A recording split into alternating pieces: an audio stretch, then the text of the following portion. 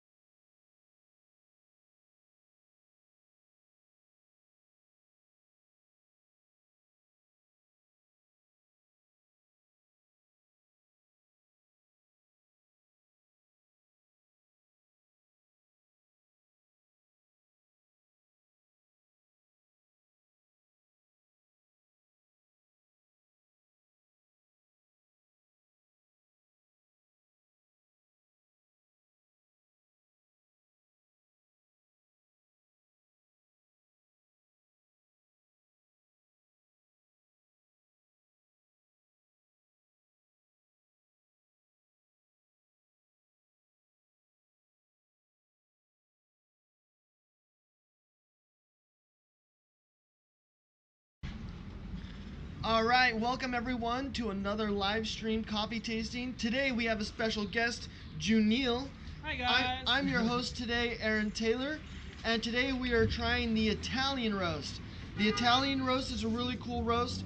The reason why we're doing Italian roast today is because a couple weeks back we did the Verona roast. And when I did the Verona roast, I actually learned that the Verona roast is actually a mix between Yukon and Italian. And it used to be called the 80-20 blend. And the reason why it's called 80-20 is because it was 80% Yukon and 20% Italian. So last week we explored the Yukon blend all on its own to really explore the different flavors that you get in Yukon. This week we're exploring the Italian roast so we can explore the flavors that you get from the Italian roast.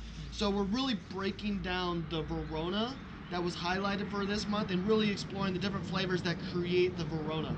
So that's why we're doing the Italian roast. Yeah, I'm actually excited with that one. It's because like actually like the one that I really love with the one I really love with the Starbucks coffee is the Verona. The Verona, yeah. Yeah, so yeah, it actually highlight my favorite coffee Excellent. in it. So I'm excited for that. What Italian makes roast. the Verona your favorite coffee? It's because like you can actually taste this dark chocolatey Yes, flavor on it. absolutely. And Those yeah, it those really actually really boosts strong out. dark chocolate flavors. Yes, and it's actually dark, but you can taste the sweetness of the roast. Yeah, yeah. Of You the get coffee. you get those milk chocolate, dark Ye- chocolate notes with that yes. like the sweet roasty flavor. Mhm, Yeah, yeah, so it absolutely. still has a really strong dark flavor, but it's gonna have those sweet roasty flavors. Yeah, that's what's nice about it. And Yeah. that's actually what makes it the highlighted coffee of the month because we're coming up on Valentine's Day. Oh, that's right. And so, you know, yes. it's the celebration of, you know, Coffee of the lover. exactly relationships. And so when Yeah. I did the Verona roast, I kind of explained how Verona, I like to attribute it to Shakespeare and the Okay. story of Romeo and Juliet. Yeah, that's And right. how, like, you know, they attribute it to the coffee of love and how coffee migrated its way from the royals to Latin America. And that all has to do with love affairs as well. So coffee has a major impact in the terms of relationships and how it travels across the world. Because without a particular love affair, coffee might not have traveled to South America as early as it did. Right. So that's one of the reasons why I really like Verona. It's not one of my particularly Yes. favorite cups of coffee, Yeah. but it's got a really rich story, and it's got a full-bodied flavor too. Yeah, Yes. that's why I like it as well. It's a little dark for me, but it's still really a really good cup Really of good coffee. cup of coffee. Yeah, Yeah, I agree absolutely. with that. Yeah, I actually like prepare this coffee too, like the Italian roast what you are doing right now. Yes, because it's very common with yeah, of course, like with my favorite coffee, the Verona. Okay. Yes. Definitely. I'm excited. Yeah, and then so for those of you guys who are joining the live stream for the first time, we do brew our coffees for two different ways, and the reason why we do this is to kind of explore the different flavors that we get from the same batch of coffee, but brewing the different ways. So what we're gonna do is we're brewing it on a French press and a pour over, and so with the French press we're gonna get a lot of those dark flavors. We're gonna get a lot of those chocolate earthy notes from the French press. But on here, we're gonna get a lot more of those sweet, spicy flavors from the pour over. So it's gonna be a little bit more of like an acidic kick to the mouth with the pour over. While it's gonna be a little bit more balanced on the French press because you got a lot more of those dark bitters balancing with those bright roasty notes. It's really good. I like it a lot. Yeah, yep, So actually when excited. when you brew coffee, Junior, how do you typically brew your coffee? Yeah, I actually like mostly brew my coffee in the coffee press. On the coffee press? Okay. Yeah. Is there a reason why you like to brew on the coffee press? Yeah, it's because like for me, I actually extracted all the coffee flavors, but Yeah. also it actually like retained the coffee oils on it. Absolutely, yeah. So like, yeah, like So you just I want to really get like the love- most flavors, the biggest Yes, impact of like- flavor on the cup of coffee. like Yeah. to get like all the flavors on it. Yeah, okay. That's why I love doing the That's- coffee press. That's so- awesome. yeah. So something that I've learned through doing my coffee tastings over the past couple weeks is I've learned that I go back and forth between coffee press and pour over as a favorite, Yeah. depending on what brew I'm brewing. So if I'm brewing like a Southeast Asian coffee, I will typically lean more towards a pour over because it takes away some of that bitterness and brings out some more of those bright acidic flavors. Yeah. And I'm not a big fan of those bitter flavors. But if I do a Latin American coffee, I lean more towards the French press. And the reason why is because the Latin American coffees are a little bit more lighter in roast. And so the French press helps it make a little bit, brings out a little bit more of those darker flavors, Yes. brings out Yeah, more I of the agree with chocolate that. flavors. Uh-huh. So whenever I get like a lighter roast coffee, especially Latin American, I typically like to do French press. But it's not always the same. So while we continue to let the French press brew, we're going to go ahead and try the pour over. I got these cups from a Barista Championship. Yes, I actually have that one too. Oh, excellent! Awesome. Yeah. So me and So- Janil are Barista Championships. We partook in the championship a while back. Yes. All right, go ahead and grab your coffee. Okay, thank you, Aaron. All right, so with this coffee, it's going to be a strong roasty flavor with a little bit of sweetness to it. So with the pour over, we're going to see a little bit of those bitters take like a back seat, and we're going to expect to see a lot of that roasty flavor in this coffee. So right off the bat, when I smell my coffee, I'm immediately smelling those bright roasty flavors. But you still get a little bit of that bitter flavor in the very beginning scent. Yes. But it's primarily those bright acidic flavors that we're getting right now. Yeah. Ooh, that's actually really good. So the flavors that I'm getting right now are like strong roasty flavors on the side. The bitterness on the center of the tongue Yes. isn't too overwhelming, but it does kind of like balance well with the citrusness. But as we let the palate clear, we're starting to get like that lingering bitter flavor on the center of your tongue. Yeah, definitely. Yeah, it's pretty good one. What do you think of the flavors on the pour over? Yeah, for the pour over, I think, yeah, it takes out for me, the acidity of it. Yeah. But like after like it wash out, you can taste the bitterness, bitterness that of sticks the to your coffee. tongue. Yeah, so that's actually good. with this particular cup of coffee, the very initial punch that you get right when you first sip it is like a bright acidic towards the sides of your tongue. Yes, But then as you let your palate clear and it washes away, we're getting that lingering bitter effect on the center of our tongue. So something that you can do to combat that bitter effect is like pair it with something salty. Like if you have like maybe bacon or a pretzel or anything with just a little bit of salt, something savory to kind of make that bitter flavor kind of die down and make your mouth water. All right. So now it's time for the French press. Awesome. And then for those of you guys joining the live stream for the first time, welcome. Today we have a special guest, Junil.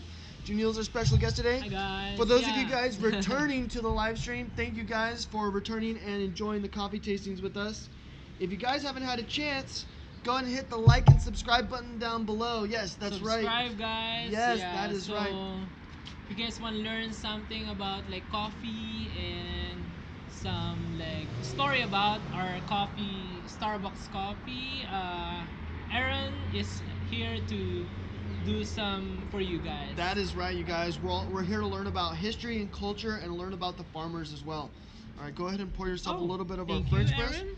All right, so now we have some French press Italian roast. With the French press Italian roast, we're gonna see a lot more of those bitter flavors right off the bat, and then we're gonna see a lot more of those bitter flavors linger on as well, just like the pour over. But it's gonna be a lot more bitter heavy with the French press, and the reason why is because we have a lot more sediments and a lot more oils making its way Yes. past the filter, and those oils and sediment are going to impact the flavor of the coffee. One interesting thing to note about French press and pour over is a lot of people ask me what's the best way to brew. There is no better way to brew a coffee. It's all about what flavor you're looking for. If you're looking for those bitter flavors, if you're looking for those acidic flavors, even if you have like a health condition where your stomach can't handle all those acidic flavors and then the large amount of sediment, you want to choose your brewing option depending on maybe your lifestyle or the flavors that you're looking for. And so this is what we kind of do is we're exploring the different flavors that we get through different through different brew methods, and then just to kind of refine our own flavor palettes to explore what we like ourselves. So we're gonna go ahead and taste this coffee.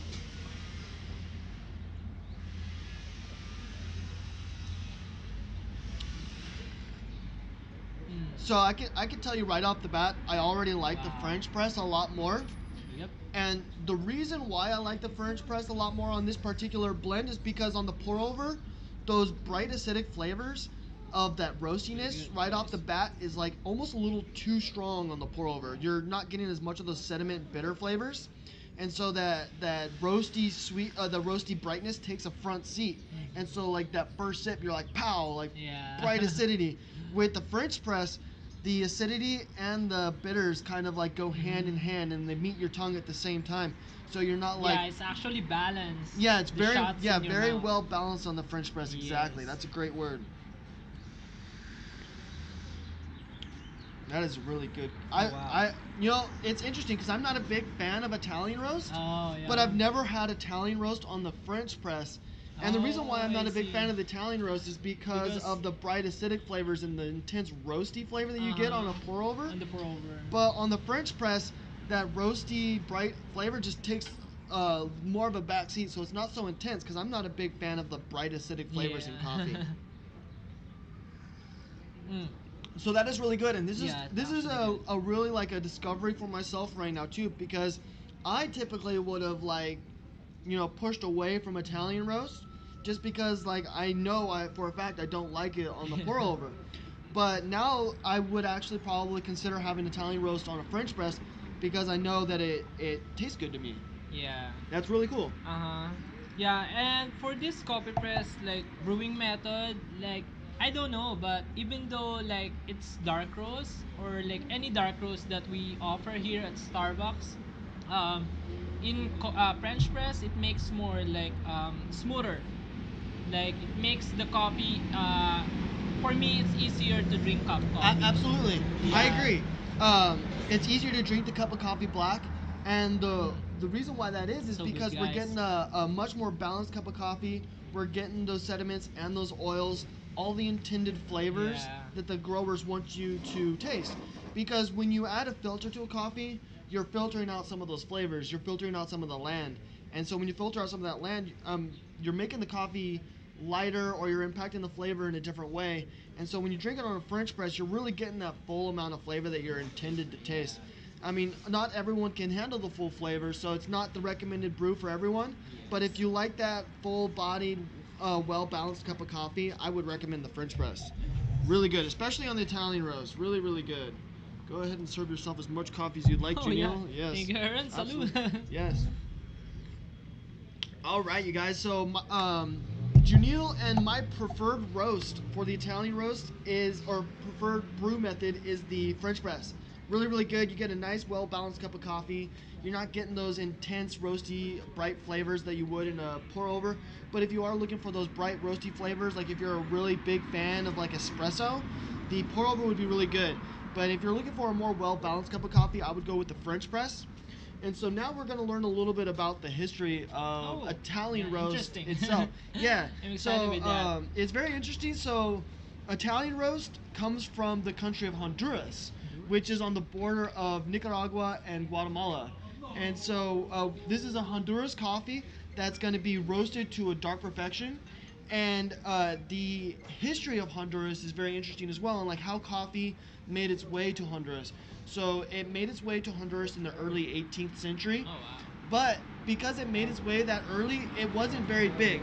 It didn't get its big name in coffee until the late 1900s. So Honduras had coffee for a very, very long time before it made its name in the coffee culture. But back in the day, in the early 1800s, its major export was bananas. And so their major cash crop was bananas. And so they primarily grew bananas. And then as time progressed on, a lot of things happened in the country of Honduras, and it became known as one of the more hostile places to live. Very, very dangerous, just because of like cartel and drug activity and stuff. And then further things started to progress in the country.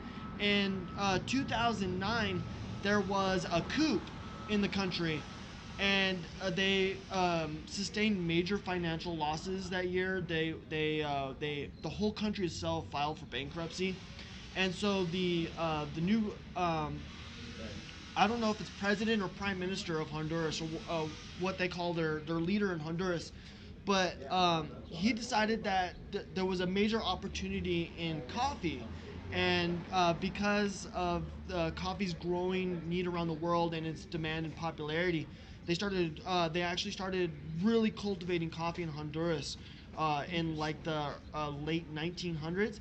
But in 2009 or in the early 2000s is when they really started to like double down on their coffee exports, and they used coffee as their way to rebound Yeah. off get of back. their economic decline. Yeah. And so that's Interesting.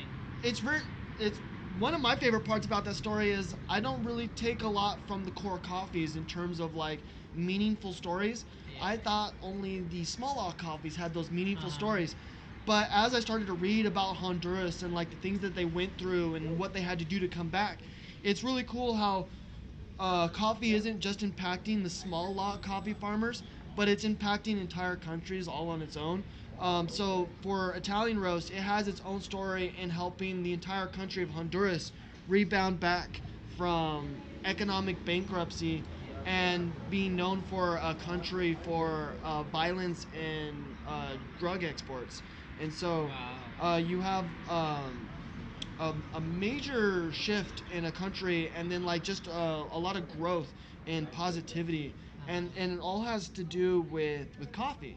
And so I think that's really cool how coffee can impact the communities around the world just by switching from one crop to another. And so now Honduras went from bananas being their main export Bananas to bean. to coffee being their main Yeah. export. And then so every time you drink an Italian roast, you're helping the country combat their drug and violence and helping them rebound Mhm. off their um, off their bankruptcy.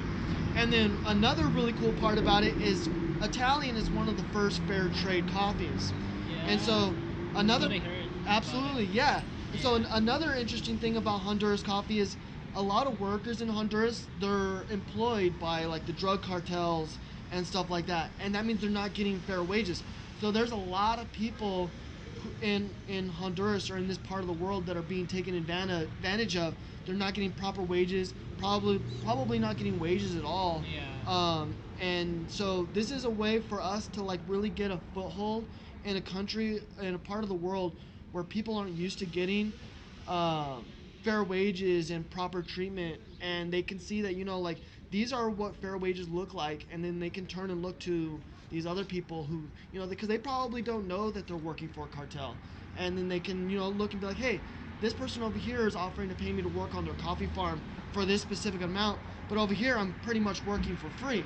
So once you start giving that idea into the people's mind of what normal wages look like, and then they start seeing like what their normal is like way below normal, it starts to open up their eyes and seeing like they actually aren't being treated the way they should be. Yeah. And so that's another part of it too, is like helping people in different parts of the world like realize that that they don't have to be in the situation that they're in, that there are ways out, and that Yeah. this is kind of like an eye opener for some of those people in that area of the world, like that there is ways to get fair wages, ways for honest work and honest exploitation. So it's really cool just to Very learn those stories. interesting Yeah. story though. Yeah, like they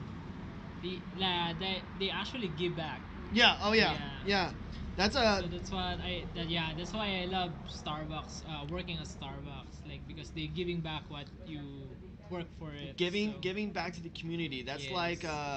a Starbucks compassion. Like we strive to Yes. give back to the community, whether it's local here in our own city locally, or if it's across the world back to the community. So back to the farmers, back to the people who bought that cup of coffee this morning. It's all about sharing culture and history with everyone. And then this is the way that I give back to the community is through knowledge. I make it myself to learn these stories and share it with my fellow partners, and then share it with the customers as well. That way, so that you guys can learn these stories and really have a passion about the cup of coffee that you're drinking and learning about the history of it. Because I think it's so much more cooler to know that your cup of coffee has a really rich history behind it, Yes. and learn that history so that Yeah. you're really drinking a piece of history rather than just a cup of coffee. Yeah, It's it's kind of not. cool. Yeah, it's actually like not a coffee, but like a story about behind Absolutely. that coffee. There's So a there's it's a very s- interesting. Yeah, and one of my favorite things about doing these core coffees recently is I'm learning that every coffee has a story. Not Yes. not just certain coffees, but every coffee has its own story, and it's really inspired me lately to like really explore not just the coffees that I like, but every single cup of coffee. Interesting. What time is it? Ooh, nice, perfect. We are perfectly on schedule. We hit our 9:20 mark. Now we're whatever we want to do. Yeah, it's been a good one. Wow. Any takeaways, Junil, on on this coffee? Yeah, absolutely. It's like, oh my gosh, like I really appreciate the coffees because, yeah, like now I more realize that coffee is very precious one. Not only for like the one who intake it, but the one who like made that coffee. Absolutely, Yes. absolutely. The amount of So work, having the appreciation for the coffee yeah, so I growers. really appreciate more it. Yeah, absolutely. Thank you, Absolutely. Aaron, Yeah. for that one. Well, Yeah. thank you, Janil, for Thank you. hosting this coffee tasting I with me. appreciate it. Thank you, everyone, for joining me in today's coffee tasting. Thanks, Janil, for joining us today. Thank you. I hope you guys enjoyed today's Italian roast. See you guys. I will see you guys this Tuesday, where we'll be trying the Costa Rica Alsacia blend, and we'll be learning about the Alsacia, the first Starbucks farm that is owned by Starbucks, and we're going to learn a little bit about agricultural science and how Costa Rica is like the foothold for agricultural science and helping farmers around the world cope with a warming climate and combating climate change. Thanks again, guys. Have a great day. I Thank will see you you. Tuesday. Thank you, Aaron. Thank you, Janil.